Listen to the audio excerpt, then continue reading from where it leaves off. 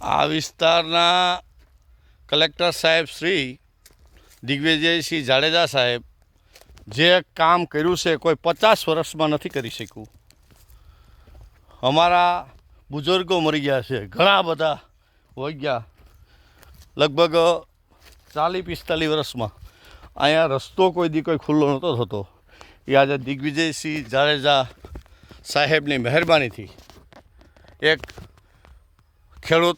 ખેડૂતના દીકરા તરીકે જે એણે સારા વિચારો સાથે જે કર્યું છે કામ, એ કોઈ દિવસ અમે જિંદગીભર ખેડૂતો નહીં ભૂલીએ.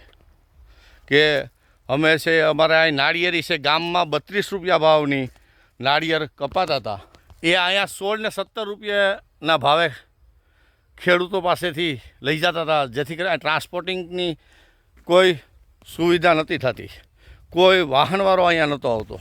એ જાડેજા સાહેબના ખૂબ ખૂબ ધન્યવાદ.